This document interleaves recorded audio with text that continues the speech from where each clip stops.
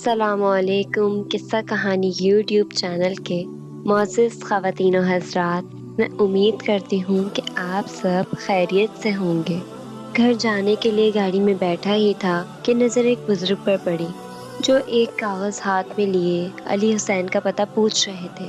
مجھ پر نظر پڑتے ہی ہاتھ سے روکنے کا اشارہ کیا اور واپس آئے۔ کپڑوں کی خستہ حالی اور چہرے پر جھریاں بہت کچھ بتا رہی تھی۔ میں چل کر ان کے پاس گیا تو وہ بولے، بیٹا یہ میرے پتر کا نام ہے، سنا ہے وہ اسی اسلام آباد شہر میں اپنے بچوں کے ہمراہ کچھ سال پہلے آیا تھا۔ پھر کاغذ میں لپٹی کوئی چیز نکالی، یہ کسی کی تصویر تھی، مگر تصویر میں نظر آنے والا شخص بہت ہی کم عمر نظر آ رہا تھا۔ تصویر دیکھ کر میں نے پوچھا، بابا جی یہ ہیں آپ کے بیٹے؟ مگر یہ تو بہت ہی کم عمر نظر آ رہے ہیں۔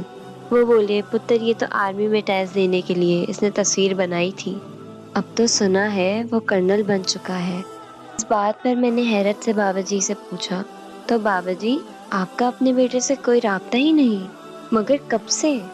وہ لرزتے ہوئے ہونٹوں سے بولے، بیٹا تاریخ یاد نہیں، مگر بہت سال پہلے اس نے اپنی مرضی سے شادی کی تھی، تب اس کی نوکری نہیں تھی، آرمی میں ٹیسٹ دیا، پھر بیوی کو لے کر شہر آ گیا تھا۔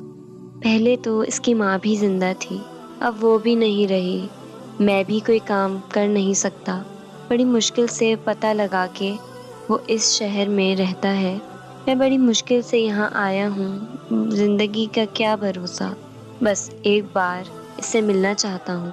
میں نے پوچھا، مگر بابا جی آپ کب سے اپنے بیٹے کو ڈھونڈ رہے ہیں؟ وہ بولے، کئی دن ہو گئے ہیں بیٹا، بس چلتا رہتا ہوں اور پوچھتا رہتا ہوں لوگوں سے، جہاں رات پڑے سڑک کنارے ہی سو جاتا ہوں۔ اتنے میں ایک سرد ہوا کا جھونکا میرے جسم کو ٹھٹھرا گیا اور میں نے پوچھا، بابا جی آپ کے پاس کوئی ایڈریس نہیں؟ ایسے کیسے آپ کو؟